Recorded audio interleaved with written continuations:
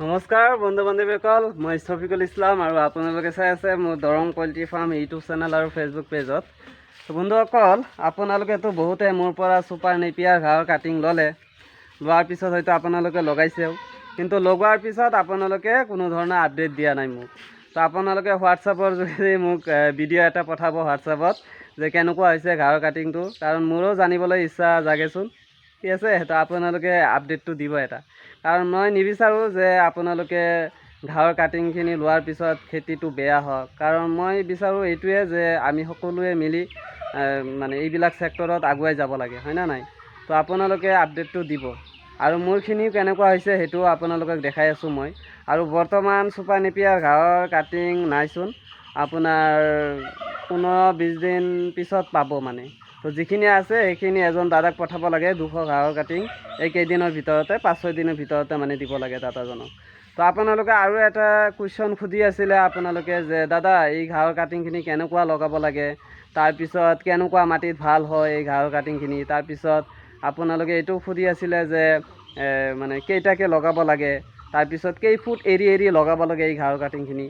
তো সম্পূৰ্ণ মানে কথাখিনি আজিৰ এই ভিডিঅ'ত মই ক'বলৈ চেষ্টা কৰিম, ঠিক আছে? তো আপোনালোকে এই ভিডিঅ'টো শেষলৈকে চাই থাকিব, স্কিপ নকৰিব। আৰু এতিয়ালৈকে যদি আপোনালোকে মোৰ এই চেনেলটো ছাবস্ক্ৰাইব কৰা নাই, সৰু ভাইটি হিচাপত চেনেলটো ছাবস্ক্ৰাইব কৰি দিব, আৰু পাৰিলে ভিডিঅ'ত লাইক কৰি শ্বেয়াৰ কৰি দিব, ঠিক আছে? যাতে আমাৰ অসমৰ যিবিলাক মানে মোৰ নিচিনাকৈ পঢ়া শুনা কৰি আছে বা বেকাৰ আছে, বেকাৰ ক'ব নালাগেচোন, কাৰণ সকলোৱেতো ধৰি লওক আজি নহয় কালি ইনকামৰ পথত আহিবই, হয়নে নাই? তো বেকাৰ ক'ব নালাগে একচুৱেলি। তো যিয়ে নহওক, তো তেওঁলোকৰ তাত মানে ভিডিঅ'বিলাক শ্বেয়াৰ কৰি দিব, মোৰ ভিডিঅ'বিলাক, যাতে তেওঁলোকেও এইবিলাক ছেক্টৰত আহিব খোজে, হয়নে নাই? যাতে আহে।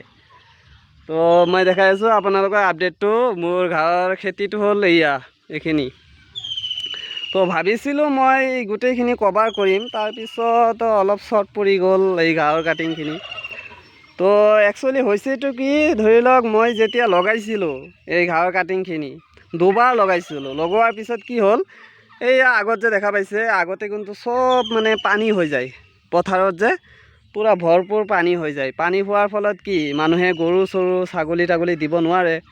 সেই ছাগলীবিলাক এৰা থাকে, গৰুবিলাক এৰা থাকে, এৰা থকাৰ পিছত এই ছাগলী গৰু আহি পিনি ঘাঁহৰ এই যে নতুনকৈ পাত ওলাই আছে যে, এইবিলাক চব খাই পেলাইছে। খাই পেলোৱাৰ ফলত খায়ে পিছত এইয়া যেতিয়া মানে মুখেৰে এনেকুৱা টানি দিয়ে, উঠি যায় এইটো।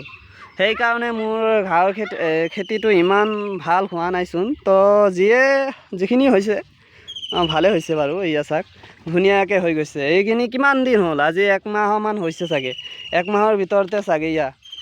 কি ধুনীয়াকৈ গছৰ পাতবিলাক ওলাই আছে, তাৰপিছত চুপটো ডাঙৰ হৈ আছে, ঠিক আছে? চুপটো ডাঙৰ হৈ আছে মানে। এইখিনিয়ে মোৰ ঘাঁহৰ খেতি। ইয়াতে কিমান হ'ব আপোনালোকে আন্দাজ কৰকচোন, কিমান মাটি হ'ব? মই কিন্তু মাটিৰ হিচাপ ইমান ভালকৈ নাজানো, মাটি চাটিৰ হিচাপ। তো তাৰ পৰা আপোনাৰ এইখিনিলৈকে লগোৱা হৈছে, এইখিনি লগোৱা হৈছে, আৰু এইখিনি বাকীয়ে আছে। ভাবিছোঁ গোটেইখিনি লগাই দিম, কিন্তু ঘাঁহৰ কাটিংখিনি শ্বৰ্ট পৰি গ'ল, আৰু মোৰ সময় নাই, সেইকাৰণে মানে সময়ৰ ব্যস্ততাৰ কাৰণে আৰু লগোৱা হোৱা নাই। তো মই লগাই দিম বাৰু, বেছি দিন নালাগে।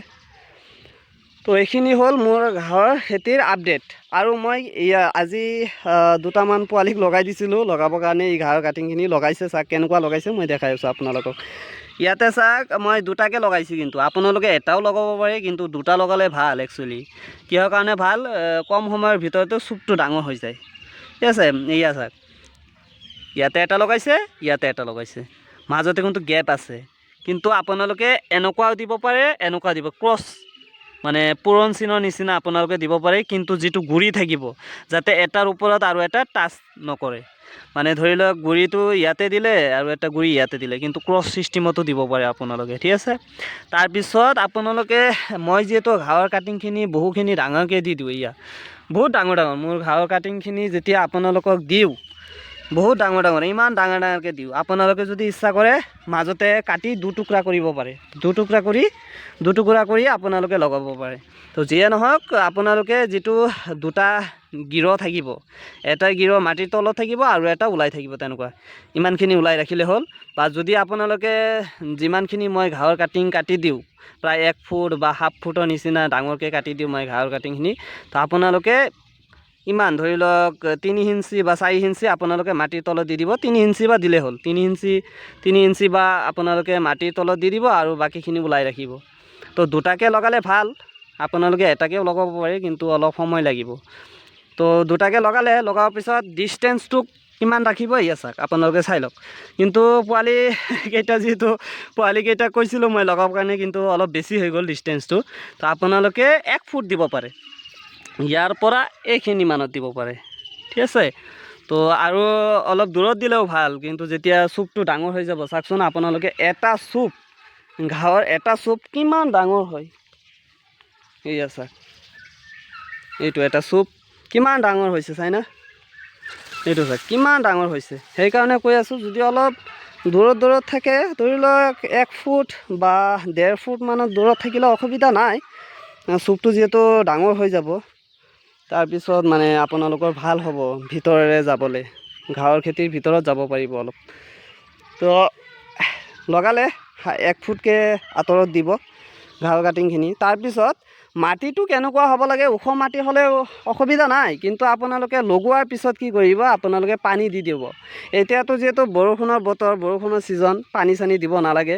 বৰষুণত যদি আপোনালোকে ঘাঁহৰ কাটিংখিনি লগাই ধুনীয়াকৈ হৈ যাব, পানী চানী দিব নালাগে।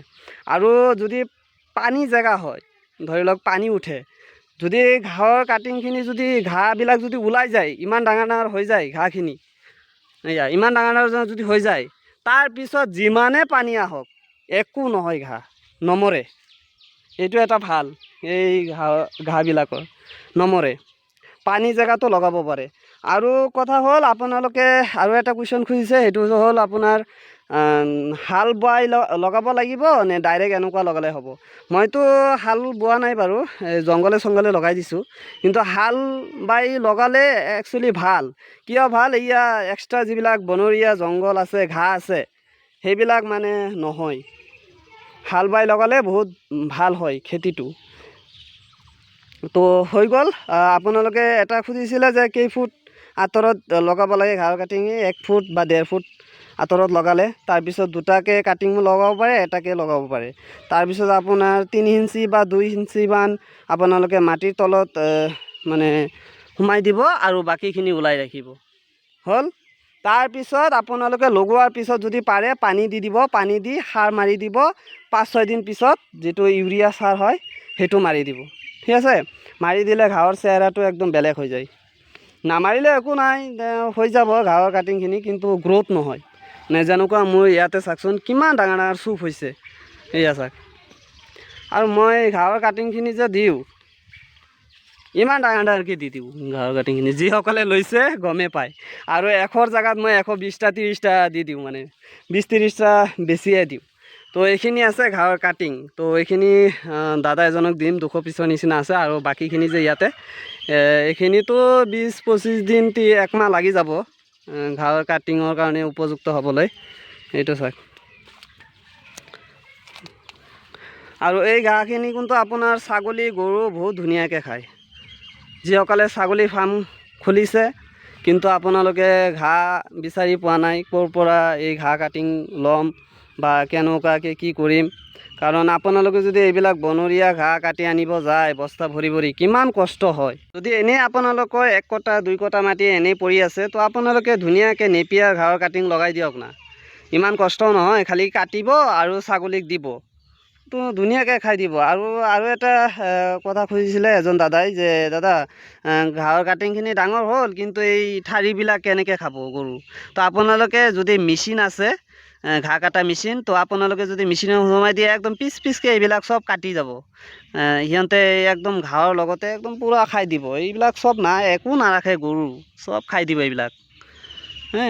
আৰু যদি এনেই ডাইৰেক্ট এনেকুৱা কাটি পিনে যদি এনেই দি দিয়ে গৰুক, তেনেহ'লে কি কৰিব, জাষ্ট খালি পাতবিলাক খাব। পাতখিনি খোৱাৰ পিছত এই ঠাৰিবিলাক এনেই পেলাই ৰাখিব, একো কামত নাহে। তো আপোনালোকে পিচ পিচকৈ কাটি দিলে ভাল, ধুনীয়াকৈ সিহঁতে খাই ল'ব। তো যিয়ে নহওক আজিৰ এই ভিডিঅ'টো বহুখিনি ডাঙৰ হৈ মানে লং হৈ গৈছে। তো আপোনালোকে হয়তো বহুতে স্কিপো কৰিছে, এই ভিডিঅ'টো অলপ চাই পিনিয়ে গুচি গৈছে। তো একো নাই, ভাল কামৰ কাৰণে সদায় কষ্ট কৰি যাব লাগে, হয়নে নাই? আৰু ভাল কামৰ ফলাফল অলপ দেৰিকৈ পোৱা যায়। তো যিয়ে নহওক আপোনালোকে ভালে থাকক আৰু মোৰ এই চেনেলটো ছাবস্ক্ৰাইব কৰি ৰাখিব। তো যিয়ে নহওক আপোনালোকে সকলোৱে ভালে থাকিব আৰু মোৰ এই চেনেলটো ছাবস্ক্ৰাইব কৰি ৰাখিব, ঠিক আছে? তো ধন্যবাদ। জয় আই অসম।